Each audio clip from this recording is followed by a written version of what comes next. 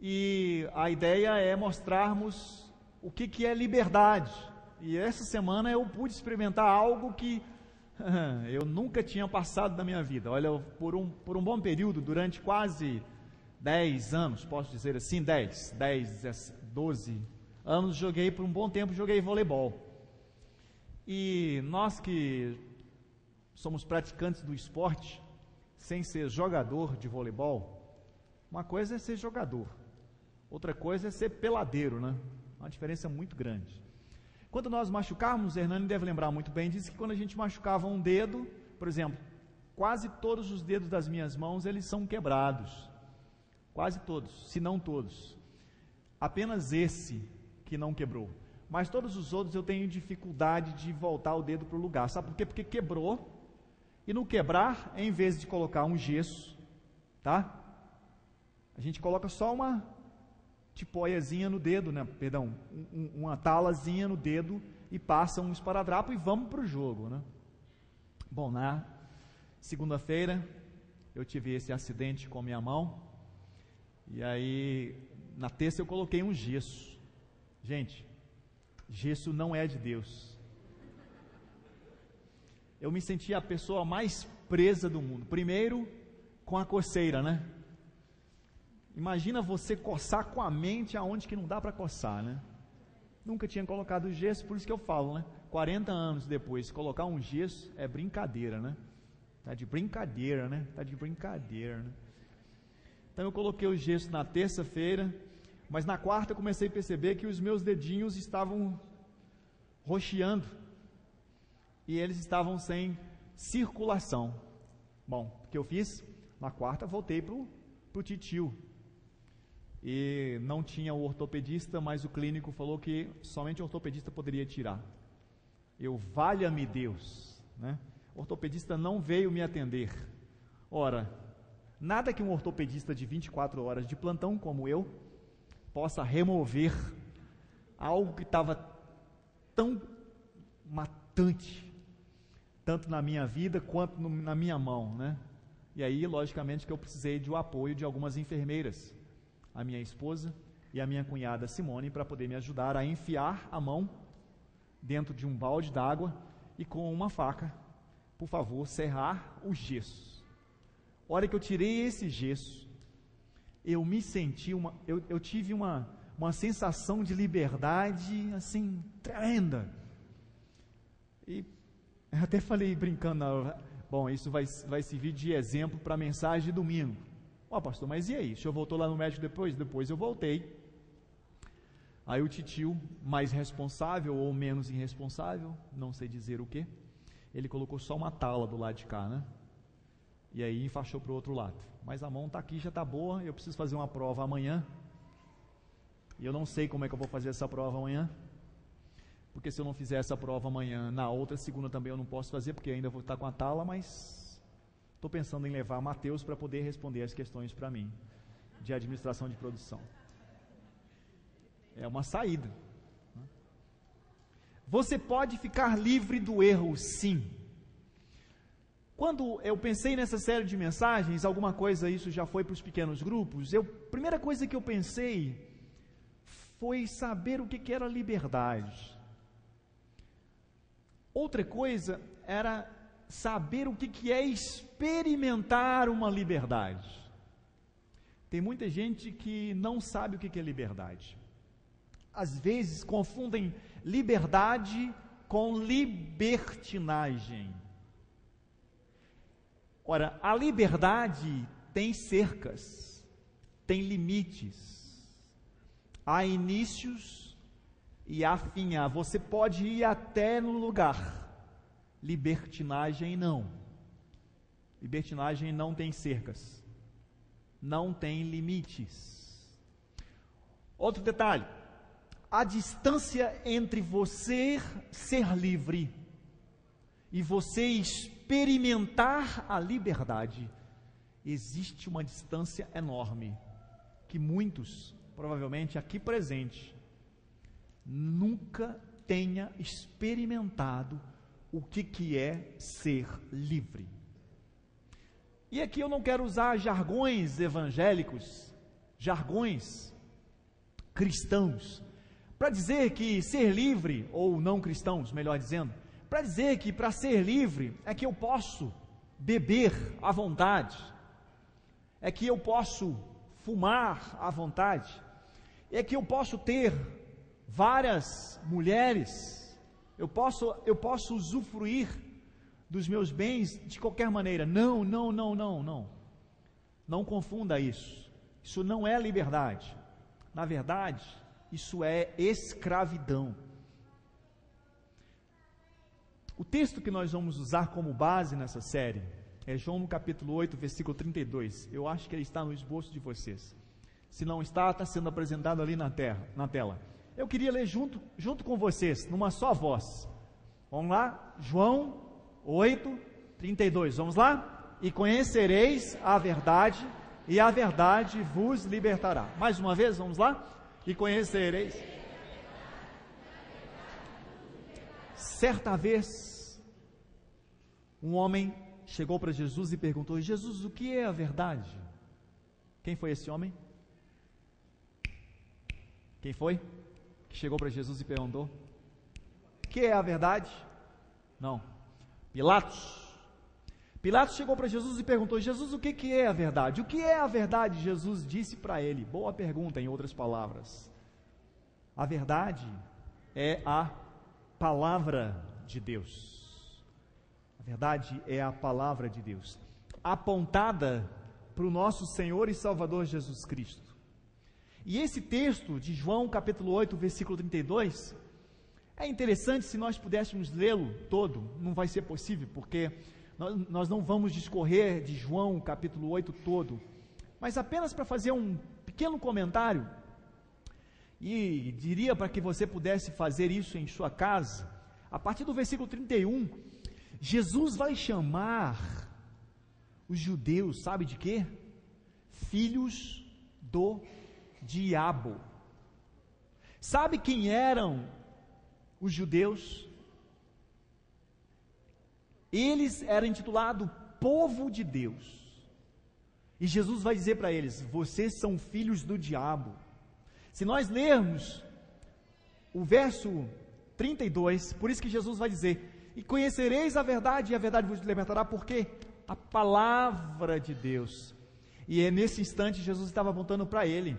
João capítulo 14, versículo 6, eu creio que a igreja sabe ele quase de cor. Vamos lá? Jesus disse: eu sou o caminho e a vida. Ninguém vem ao Pai senão por Jesus. Ninguém virá a Deus se não for por Jesus. É só por Jesus é que nós somos salvos. Só por Jesus. Não adianta lágrima, não adianta dor, não adianta promessa. É só por Jesus.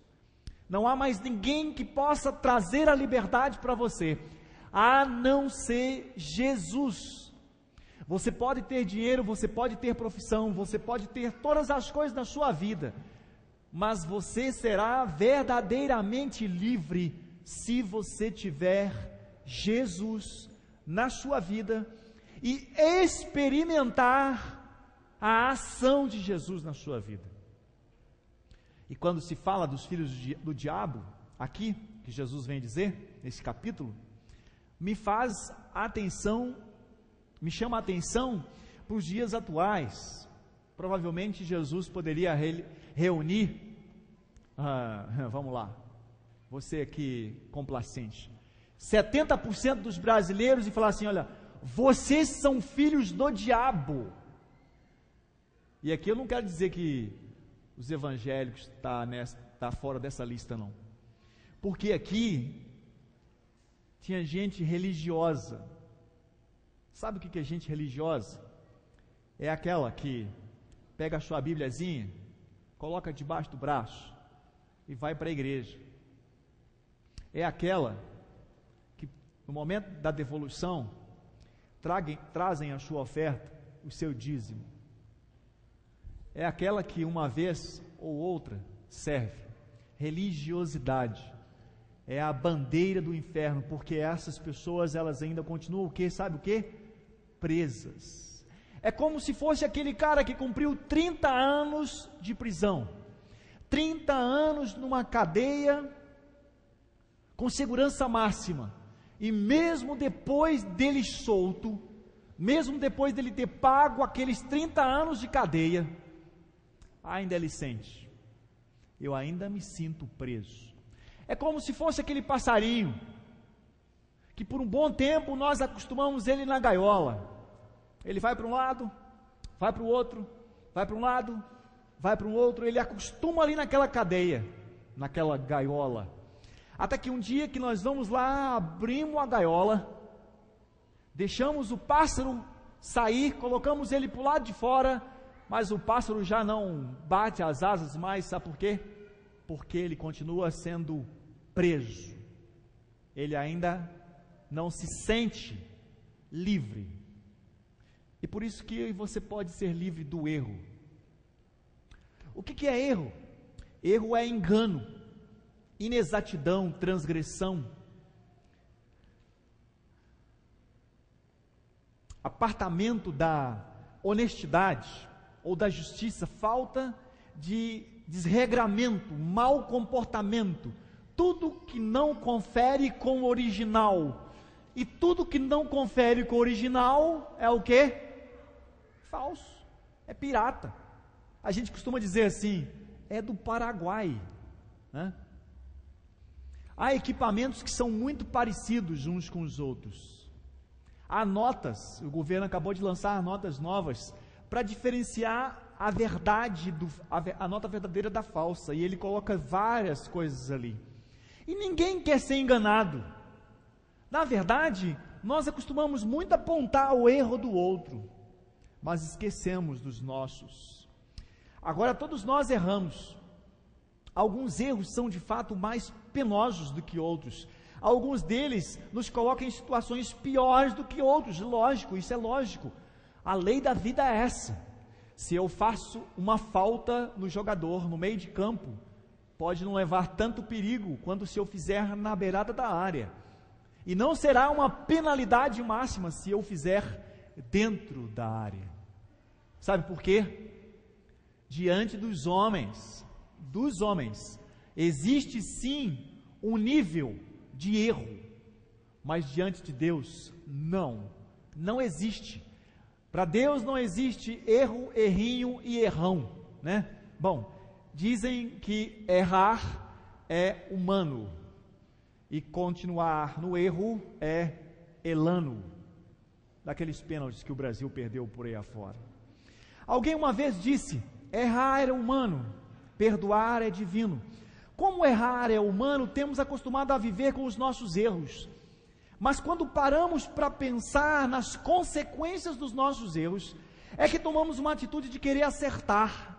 Errar o alvo constantemente tem nos trazido sérios transtornos. E é impressionante, nós vamos então viciando no erro. Como é que se forma um mentiroso? Sabe como é que se forma um mentiroso? Contando a primeira mentira, depois a segunda mentira, depois a terceira mentira, e aí por aí vai, quando pensa que não, ele se torna o quê? Um mentiroso. Olha, nem todo aquele que mente é mentiroso, mas todo mentiroso mente.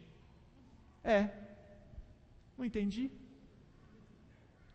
Todo aquele que joga bola não é jogador.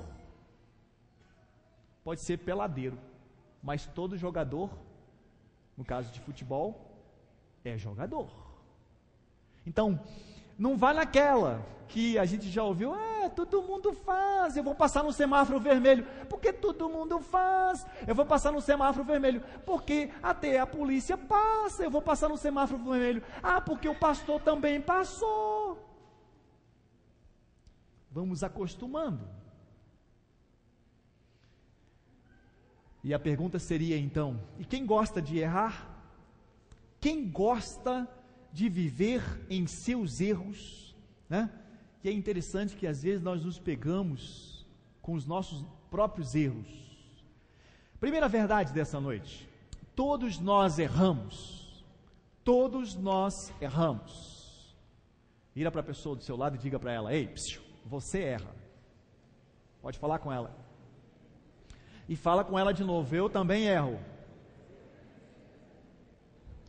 Eu não sou humano. Fala: eu não sou humano. Humano Menezes, né? Exemplos. Nossos políticos que foram pegos desviando verbos públicos para interesses pessoais. Gente, pessoa até com dinheiro na cueca, hein? Estavam como que acostumados a conviver com seus erros, mas as consequências vieram, foram pegos e punidos. Não como muitos de nós gostaríamos que fosse. Por exemplo, na área financeira, quando costumeiramente erramos, gastando mais do que ganhamos.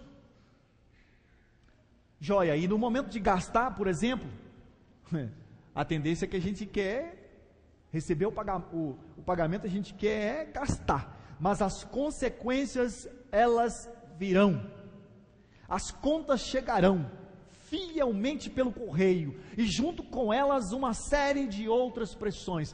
Eu costumo dizer para minha esposa: desculpa as mulheres, conta é igual menstruação, todo mês vem, não falha uma. Quando vem uma menstruação comum, tudo bem, mas quando vem as cólicas,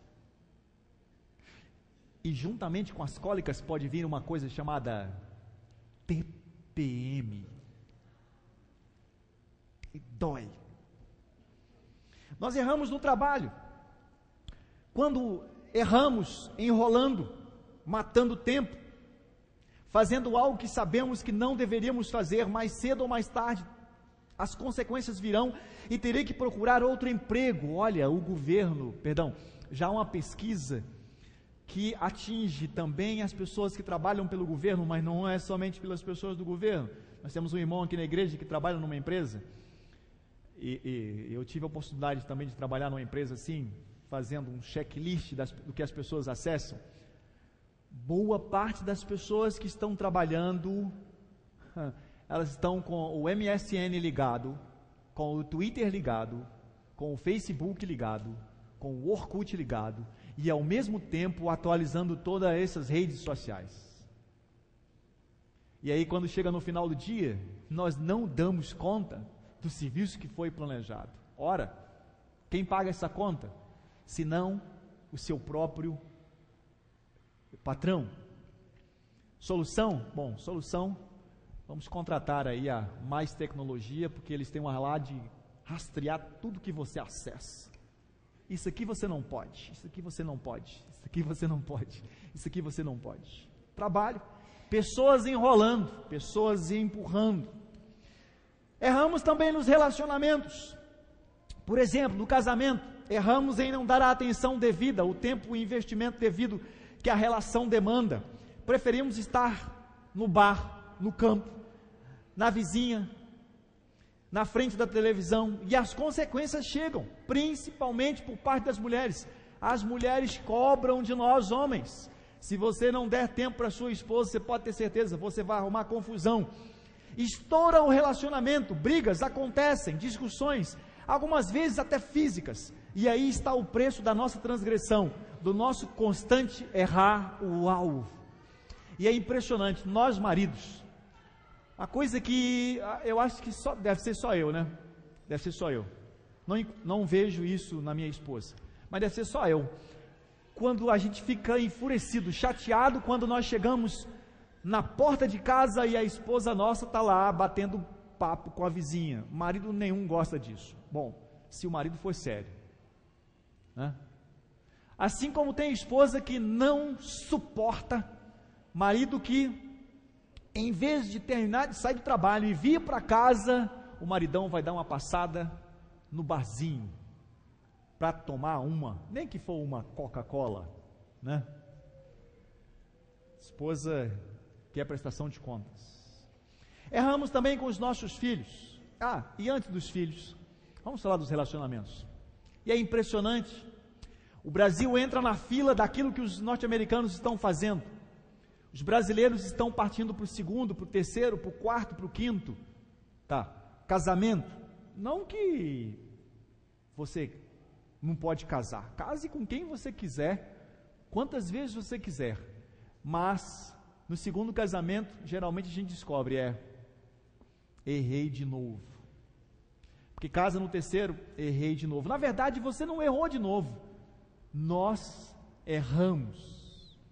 Erramos também com os nossos filhos quando os deixamos ao Deus dará, ao acaso, ao sabor do destino. Um erro que mais tarde nos custará caro e nos trará sérias dores de cabeça. Tem jeito não. Se você não ensinar o seu filho, mais cedo ou mais tarde, ele irá cobrar de você algumas coisas que não tem como você não prestar conta disso. Mas sabe qual é a boa notícia para hoje? A boa notícia é que há uma maneira melhor, há uma provisão para o nosso constante errar do alvo. Então vira para a pessoa do seu lado e diga para ela: ei, tem uma notícia boa, que nós podemos vencer o erro. Fala para ela aí. Segundo lugar, do ponto de vista de Deus, errar o alvo é chamado de pecado. Errar o alvo é chamado de pecado. Do ponto de vista de Deus, quando nós erramos o alvo, o nome disso nós damos de pecado. E sabe um dos significados de pecado? Errar o alvo, a marca, desviar-se do caminho da honra e da justiça, fazer ou ir erradamente, desviar das leis e princípios de Deus, violar estes princípios em pensamentos, em ações, em omissões. O primeiro e maior grande erro cometido na história da humanidade foi exatamente entre Adão e Eva. Sabe quando? Quando eles desobedeceram ao pedido de Deus. E isso lhes trouxeram grandes consequências. E para todos nós também fomos afetados por isso. A comunhão que eles tinham com Deus havia sido quebrada, o relacionamento íntimo com Deus havia sido interrompido. E como resultado deste grande erro, a Bíblia diz em Romanos capítulo 3, versículo 23, o que diz lá? Pois todos pecaram e separados e destituídos estão da glória de Deus. Então, todos pecaram, e nessa hora eu costumo fazer assim, sentar aqui, olhar para todos vocês aí e dizer assim: todos pecaram, eu e você, nós pecamos. Mas pastor, por que o senhor sentar aí? Porque às vezes acham que nós que estamos em cima não pecamos. Sim, pecamos sim. E alguém pode perguntar, e eu faço a brincadeira, eu só não tenho talvez um pecado cabeludo, mas outros pecados eu possa ter. Pecado cabeludo é aquele cabelo bem grande, né? Que o pessoal geralmente usa por aí. O fato é que nós somos pecadores. E sabe qual é a consequência do pecado? Romanos no capítulo 6, versículo 23. E o salário, ou seja, a consequência, a recompensa deste pecado é a morte, a separação eterna de Deus. Mas o dom gratuito de Deus é a vida eterna em Cristo Jesus, nosso Senhor. E aqui começam as boas notícias da mensagem desta noite. Para cada um de nós. As más notícias, como citadas até agora, anteriormente, acima, como nós citamos, é que todos nós erramos, todos nós somos, aos olhos de Deus, pecadores, transgressores dos princípios e da ordem de Deus, e com isso nós temos herdado várias consequências. Olha, todos nós somos indesculpáveis diante de Deus. Olha, sabe quando Deus dá um zoom assim na sua vida? Quando Ele pega para você e olha assim para a sua vida, Ele não precisa fazer isso, porque Ele sabe da sua vida, Ele sabe do meu pecado, Ele sabe do seu pecado. Nós podemos escolher o pecado da nossa esposa, da igreja, do nosso pai, da nossa mãe, né? Do nosso filho, mas nós não podemos esconder de Deus. Por isso que, se até agora as notícias foram ruins, de dizer que somos pecadores, que temos erros, que nós falhamos no relacionamento, que falhamos na área financeira, que falhamos em várias áreas das nossas vidas, eu quero dizer, existe uma boa notícia para nós. Terceiro lugar, existe uma boa notícia para nós. Mas o dom gratuito de Deus, diz Romanos no capítulo 6, versículo 23, que é a vida eterna, que está através de Cristo Jesus, através daquilo que Ele fez por nós na cruz. Sabe quem tinha que ter morrido na cruz? Era eu e você. Nós que deveríamos ter morrido na cruz, nós. Só que Jesus foi lá e pagou o preço por cada um de nós. Alguém fez algo em nosso lugar, a nosso benefício, pagou as nossas dívidas, e isso tem o potencial de nos ajudar, de melhorar as nossas vidas para todo sempre. Então isso chama-se a provisão da cruz. A provisão da cruz, do presente de Deus, que deu a cada um de nós, chamado Jesus, tem o poder de nos libertar da escravidão, de viver fora do erro, de viver fora do pecado, de viver distante da transgressão, do engano, constantemente colhendo as suas terríveis consequências. Jesus é que nos deu essa oportunidade, para que nós pudéssemos ficar livre do erro. Em outras palavras, você precisava pagar a sua conta quando você errou. Quando eu errei, eu precisava pagar as minhas contas. Sabe o que fez? O que aconteceu? Jesus pagou a conta por nós. Jesus morreu na cruz para que eu e você pudéssemos ter o perdão dos nossos pecados. E aí é a essência dessa série de mensagens. Não vai adiantar nada se Jesus morreu na cruz por você, se Jesus morreu na cruz por mim, se eu não tomo posse dessa liberdade que Jesus deu para nós na cruz. Esta provisão de Deus é conhecida como a graça de Deus. Graça significa um favor imerecido, um favor de Deus feito a nós que não tem base em nossos merecimentos. Deus podia sim nos condenar, nos punir pelos nossos erros, pelos nossos pecados, mas Ele, por amor, escolheu nos perdoar.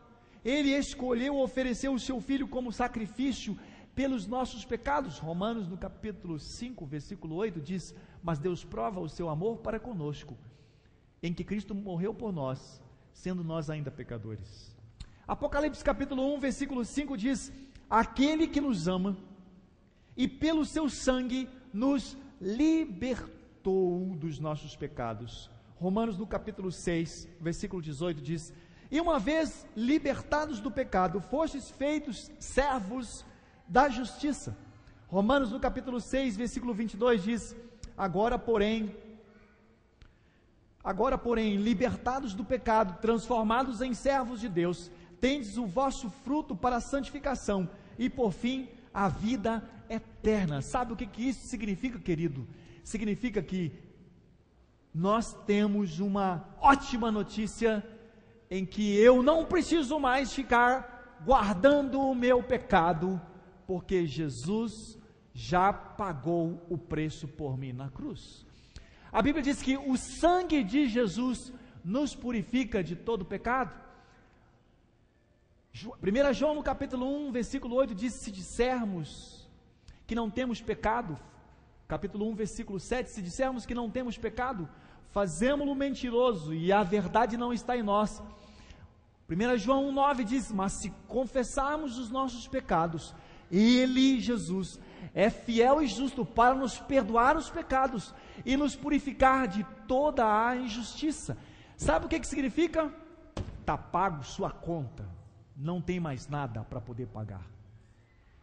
Imagina você, quem tem dívida aqui para pagar? Levanta a mão aí, quem tem dívida aí para poder pagar? Quem tem? Eu também tenho. Eu tenho uma dívida para poder pagar, mesmo que essa dívida seja com o meu pai, mas eu tenho uma dívida para poder pagar. Agora, já pensou se aquele a quem você deve, cuidado se você deve um agiota, hein? Cuidado, hein? Ele pode tomar até a sua esposa de você. Cuidado, hein? Cuidado. Mas já pensou se um agiota, aquele agiota que você tomou o dinheiro emprestado, falar bem assim: ei, você me deve quanto mesmo? 30 mil. Fala uma coisa para você aqui. Toma as promissórias, estou rasgando, você não me deve nada mais. Já pensou? Aquela casa que você está pagando, já pensou o governo falar bem assim: atenção, todos aqueles que nasceram em novembro estão com a casa totalmente perdoada, não precisa pagar mais. Por que novembro? Porque eu nasci em novembro, lógico, né? Para ser setembro aí, a gente precisa orar mais, entendeu? Já pensou? Jesus chegar para você e dizer: ei, já morri por você, cara, você está guardando esse pecado aí por quê? Quarto lugar, Jesus quer nos libertar do erro. Colossenses no capítulo 1, versículo 13 diz: Ele nos libertou do império das trevas e nos transportou para o reino do Filho do seu amor. Esse é o objetivo de Jesus: libertar você do erro. Enquanto que Satanás quer apontar as suas mazelas, enquanto que Satanás está acusando você a cada instante dos erros que você cometeu ainda nessa noite que passou, talvez durante essa tarde, Jesus quer libertar você de todos os seus pecados. O texto que nós lemos diz que Ele nos libertou do império das trevas. João capítulo 10, fala que o diabo vem para matar, roubar e destruir. E Jesus veio para quê? Veio para dar vida, e vida em abundância. Só existe vida abundante só em Jesus. Não existe vida abundante com Mamon. Não existe vida abundante com Diana. Não existe vida abundante com Dionísio. Vida abundante é com Jesus. A libertação que Jesus nos dá é esta libertação do pecado, do jugo, da escravidão que estava sobre cada um de nós, sim, que é conhecida como salvação. Salvação de Deus para nós, provisão que nos conecta novamente com Deus, que nos une a Ele, que nos garante a vida eterna com Ele. Por isso que Jesus, Ele quer que você experimente essa liberdade que Ele já te deu. Eu sempre faço essa pergunta, alguns irmãos aqui acho que já aprenderam, não sei se estão vivendo, porque não adianta nada aprender as respostas da prova, porque de vez em quando a vida lhe faz novas perguntas. E se a vida lhe faz novas perguntas, e se você não tem as respostas, é melhor que você então se prepare, porque a vida vai fazer novas perguntas. E a pergunta é: você já tem Jesus no seu coração? Você já entregou a sua vida um dia para Jesus? Tá, pastor, tá bom, um dia eu fui lá na igreja, levantei minha mão, tá, então tá bom, você entregou a sua vida para Jesus? E aí eu faço uma outra pergunta: você já tem a perfeição na sua vida? E algumas pessoas não conseguem entender quando falam que dizem que tem Jesus, levantando a sua mão, mas que quando faz a pergunta se ela tem a perfeição, elas respondem que não. Essa matemática, essa conta não está certa, porque todo aquele que tem Jesus tem a perfeição, não tem uma perfeição. A perfeição é Jesus. É Jesus morando dentro de mim que a perfeição começará a viver aquilo que Ele quer viver. Enquanto que você continuar tentando ser perfeito por seus esforços, pelos seus próprios esforços, você nunca será perfeito. Mas o dia que você permitir Jesus reinar na sua vida, da unha do pé, para mim está mais fácil, até o último fio de cabelo da sua cabeça, você vai saber a diferença entre dizer que tem Jesus e dizer que tem a perfeição na sua vida, que é Jesus. É uma questão de experimentar. É uma maçã, para aqueles que já foram para um pequeno grupo e viram um caju. Se você não experimentar, não adianta, não são palavras balbuciadas, não são cânticos cantados, com mãos levantadas, com palmas, não, é experimentar a liberdade. Jesus quer te libertar. João 8:36 diz: se pois o Filho vos libertar, verdadeiramente serei livres. Então, peraí. Se pois o Filho vos libertar, verdadeiramente sereis livres. É uma condição? Sim. Se você permitir que Jesus te liberte, verdadeiramente você será livre. Você pode experimentar todas as coisas que pode te livrar de alguma coisa, te libertar de alguma coisa, mas só quando você experimentar Jesus. Lembro do meu pai, quando decidiu ao lado de Jesus. Ele é louco. Fiz de tudo para meu pai parar de fumar, porque ele fumava desde os 7 anos de idade. E aos 59 ele tomou uma decisão ao lado de Jesus. E aí eu comprei um remédio para ele tomar, comprei um remédio para ele poder usar no cigarro, e meu pai continuava fumando cigarro. Não faça isso, o que ele fez.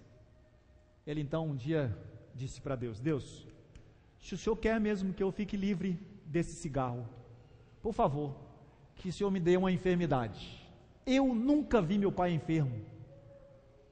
Todos os anos que eu convivi na minha casa, e mesmo ali de dentro, 20 anos, convivi dentro da casa dos meus pais, nunca vi meu pai doente, nem faltar o trabalho.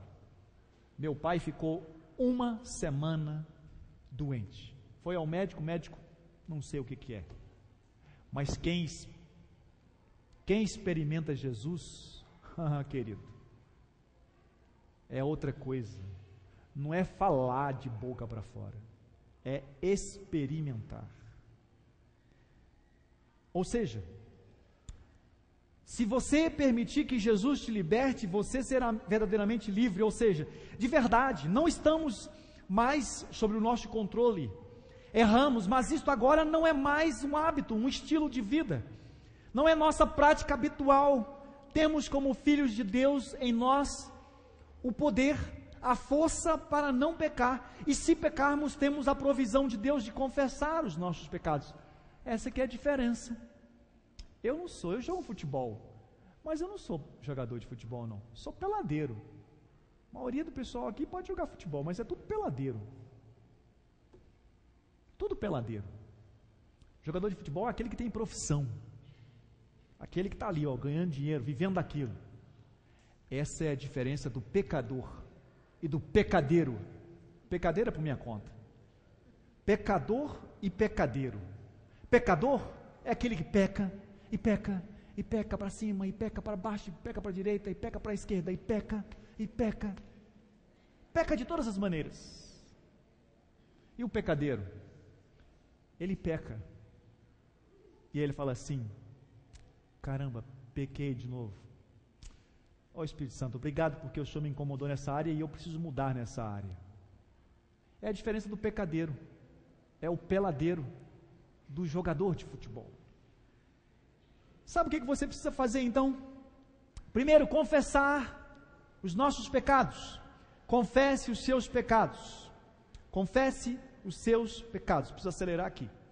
1 João 1,9 diz: se confessarmos os nossos pecados, Ele é fiel e justo para nos perdoar os nossos pecados e nos purificar de toda injustiça. Ei, até aquele pecadão que você tem aí escondido, pode confessar, que para Deus não tem pecadão, tem para nós. Ele vai te perdoar. Pastor, mas se eu confessar, Ele vai te perdoar. É preciso fazer com a sua boca, com o seu coração. E como é necessária esta confissão? Talvez você possa perguntar: pois até mesmo os nossos mínimos, pequeninos erros que cometemos custam um alto preço, o sangue de Cristo Jesus. Podemos agora viver livres, verdadeiramente livres, se nós experimentarmos. Irmãos, você que já entregou sua vida para Jesus, não fica, pastor, eu vou pecar porque depois eu volto. Vai nessa não, bobão. Vai não. Porque você vai afastando, e a um dado momento você está bem distante. É aquela ideia de perda. Quando você está perdido, você está perdido, literalmente perdido. Por isso que é necessário confessar os pecados. Não é para o pastor da igreja, a não ser que é um pecado contra o pastor da igreja. Não é para o padre da igreja, a não ser que seja um pecado contra o padre da igreja. Não é contra o irmão fulano, a não ser que seja um pecado contra fulano. É confessar para Jesus. Sabe por quê? Porque não fui eu que morri na cruz por você. Não foi eu, não foi a igreja, não foi o padre, foi Jesus. Segundo lugar, letra B, você precisa conhecer a verdade. Conhecer a verdade. Conhecer a verdade. João 8,32 diz: e conhecereis a verdade vos libertará. A verdade, sabe quem é? É Cristo, revelada na palavra de Deus, iluminada pelo Espírito Santo. Gálatas, no capítulo 5, no versículo 1, diz: para a liberdade foi que Cristo nos libertou, permanecei, pois, firmes, e não vos submetais de novo a jugo de escravidão. Algumas pessoas ainda estão debaixo das unhas de Satanás. Vêm à igreja, sentam nas cadeiras, podem até cantar, levantar as suas mãos, mas ainda estão presos nas unhas, nas garras de Satanás, e não se solta facilmente. Sabe por quê? Porque elas não querem. Efésios, no capítulo 1, versículo 13, diz: vocês foram selados em Cristo, com o Espírito Santo da promessa. Mas você pode perguntar: para que serve essa liberdade? Esta liberdade serve para algumas coisas. Quinto lugar, serve para você acertar o alvo, para não mais viver nas consequências erradas de um contínuo erro. Não vamos acertar sempre, irmãos, não vamos acertar sempre, mas desenvolvemos o hábito de acertar mais e mais. Estamos livres para fazer algumas coisas. Por exemplo, verdadeiramente seremos livres. A mais abençoada liberdade, a liberdade do poder, do pecado. Estejamos firmes e inabaláveis em mantendo-se na liberdade cristã em nossas vidas. Não sejamos escravos a coisas, pessoas e situações das quais Cristo Jesus nos libertou. Não abra mão da liberdade que você tem em Cristo Jesus.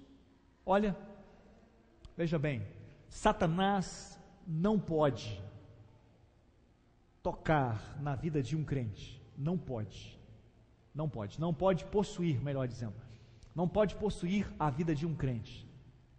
Mas se um crente der legalidade, Satanás vai tocar. Está entendendo o que eu estou falando? Satanás não pode possuir nenhum crente, não pode, porque aonde o Espírito Santo de Deus entra, ele não sai. Mas o crente, ele pode dar legalidade. Sabe o que é legalidade? Autorizar Satanás tocar em sua vida. Quer ver? Não devolvendo o dízimo, você está dando legalidade para um demônio que vai acabar com suas finanças. Se você não se aproxima de Deus através de contato com a palavra, com oração, com jejum, que nós chamamos de disciplinas básicas do cristianismo, sabe o que está fazendo? Você está dando legalidade para Satanás atacar a sua vida. Não é uma questão de ver o capeta, porque alguém aqui, por exemplo, se porventura um vizinho seu está lá sendo possesso lá, seu vizinho foi possuído por Satanás lá, o que você faz? Vou correndo lá, pastor, vou correndo lá, vou lá para me ver. Vai, sabe o que? Pastor, corre aqui pastor, tem um vizinho meu aqui. Ninguém corre para ver Satanás. Ninguém corre para ver ninguém possuído. Aliás, se Satanás aparecer para a gente, o que a gente vai querer fazer é, correr. Nós damos legalidade, quando nas coisas básicas, disciplinas básicas, nós não fazemos. Talvez você possa perguntar então, como eu posso fazer para experimentar essa liberdade? Livres para quê, pastor? Eu vou ser livre para quê? Pense comigo. Primeiro, estamos livres para amar a Deus e desfrutarmos de nossa liberdade para amá-lo. Precisamos desfrutar dessa liberdade que Deus nos deu, para amar sobre todas as coisas, para poder glorificá-lo. Na semana que passou, algumas fotografias foram colocadas no Facebook, de nigerianos cristãos queimados. Nigerianos cristãos queimados. No nosso país nós não temos isso, irmão. Nós temos a liberdade de poder sair, talvez de 1 quilômetro, a chegar aqui nessa igreja e podermos cantar a Deus sem ser incomodado por ninguém. Na China, não há essa liberdade de poder adentrar a um templo e celebrar juntos. São 150 mil cristãos na China reunindo em casas, porque não podem celebrar juntos. Segundo, somos livres para amar os nossos irmãos incondicionalmente. Que oportunidade legal de poder amar os nossos irmãos. Ainda essa semana, assistindo mais uma vez o filme United 93, que é o voo da United 93, o número 93, um dos aviões que caíram na época do World Trade Center. Eu pude ver aquele relato colocado ali, com base na caixa preta do avião. Eu pude ver quantas pessoas ligando naquele instante, despedindo da mãe, despedindo da esposa, despedindo do filho, falando do testamento, falando para a namorada, ligando para o pai que tinha brigado. Será que a gente precisa estar dentro de um avião para poder pedir perdão para as outras pessoas? Para poder usufruir da liberdade de poder olhar para outra pessoa e ver que ela tem defeito como eu tenho, mas eu posso amá-la, demonstrando o amor para ela? Terceiro, somos livres para perdoar. Cristo nos libertou. Tudo que Satanás deseja é que voltemos à escravidão, onde não temos o poder de perdoar e esquecer. Isso é algo que Jesus nos dá. Somos livres para crescer na graça e no conhecimento de Jesus. Cada vez mais temos a oportunidade de crescer no conhecimento da palavra do Senhor. Somos livres para nos reunir, como eu disse aqui, baseado em Hebreus 10, 25, né? Não deixando a congregação, né? Que bom, né? Poder reunir. Tem lugares que não podem reunir para celebrar. Somos livres para falar de Cristo a outras pessoas. Muitas vezes Satanás traz pensamentos de prisão quando se trata desta área. Mulheres que não podem falar, homens que não podem compartilhar o Evangelho de Cristo Jesus, mulheres que não podem sequer dirigir, são presas. Somos livres para pensarmos com Deus, como diz Filipenses no capítulo 4, versículo 8, não sejamos presos aos pensamentos do mundo. Estamos livres para desfrutarmos das promessas de Deus dadas a nós. Não nos escravizemos a buscar socorro e provisão fora das promessas divinas. Querido, olha, eu sei que você pode confiar na sua profissão, eu sei que você pode confiar no seu carro, eu sei que você pode confiar no seu dinheiro, na sua casa, mas todos eles vão furar.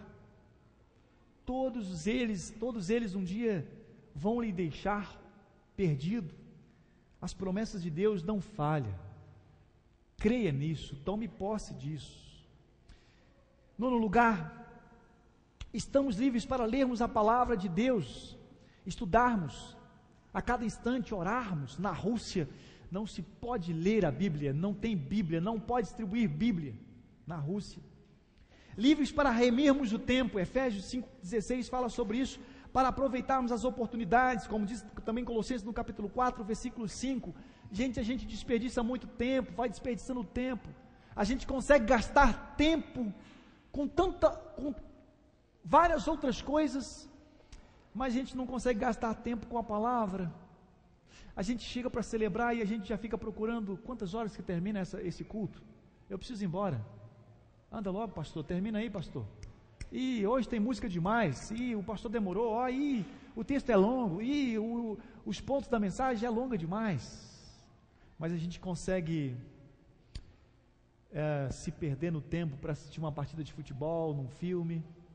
Não que seja pecado assistir uma partida de futebol, um filme, mas deveríamos desfrutar das coisas de Deus muito mais como desfrutamos das coisas carnais, ou das coisas que não traz muitas vezes edificação.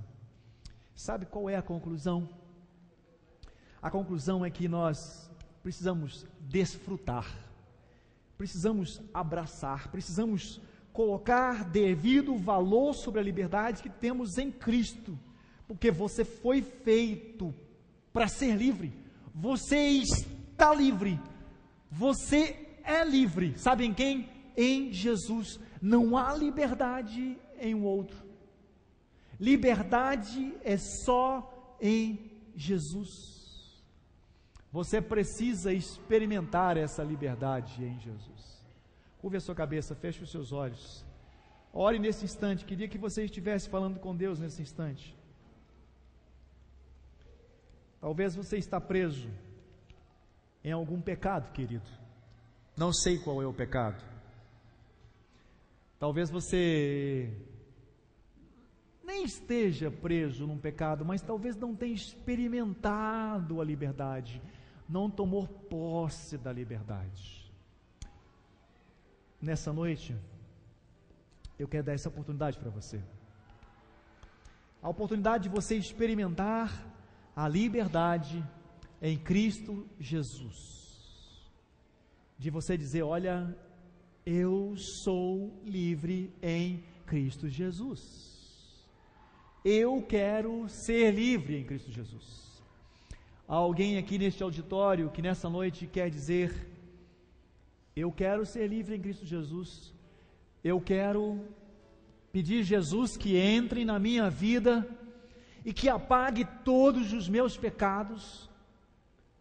Eu quero pedir Jesus que lava a minha vida por completo, fazendo com que eu me torne limpo, alvo, perfeito. Por que não dizer, perfeito, puro, santo? É você que pode dizer isso, é você que pode experimentar isso. Se eu pudesse fazer por você, eu faria, mas eu não posso fazer. É você. Há alguém aqui nesse auditório que ainda não entregou a sua vida para Jesus, mas que nessa noite quer fazer isso? Erga bem alta a sua mão para que eu possa orar por você. Há alguém aqui nesse auditório que quer fazer isso nessa noite? Dizer assim, pastor, eu quero Jesus no meu coração, porque eu quero experimentar a verdadeira liberdade. Há alguém aqui do meu lado direito que quer fazer isso? Erga bem alta a sua mão. Aqui no meio, há alguém que quer fazer isso? Erga bem alta a sua mão para que eu possa estar orando por você.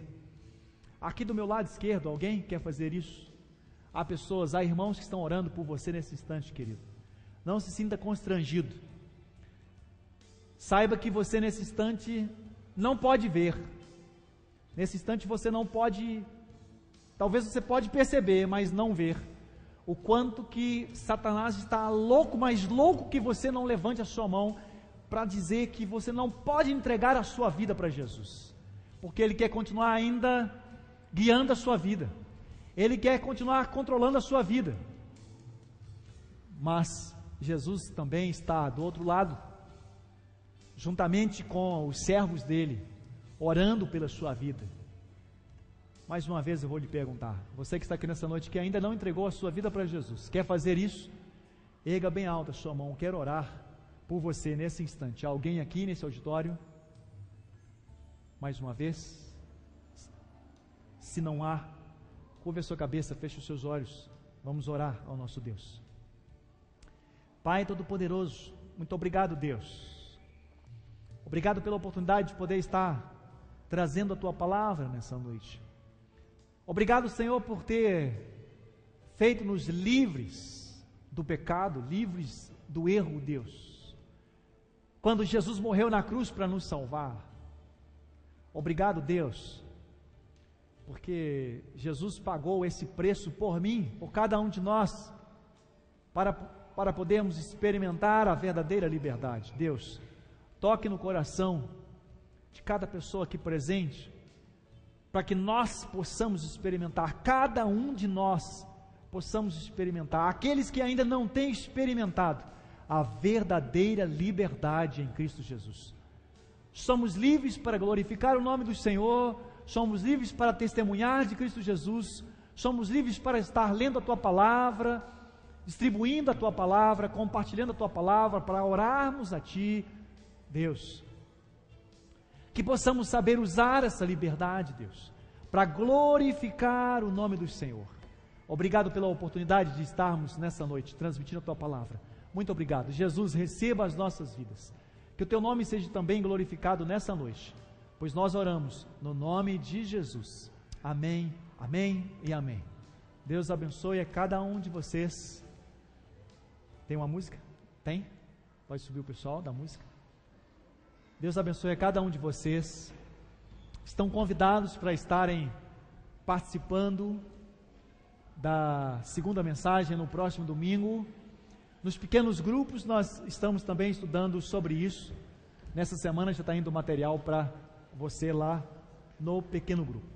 Quero lembrar àqueles irmãos da diretoria, pastor, presidente, vice, primeiro vice, segundo vice, primeiro secretário, segundo secretário, primeiro tesoureiro, segundo tesoureiro, mais os ministros, né, das bases.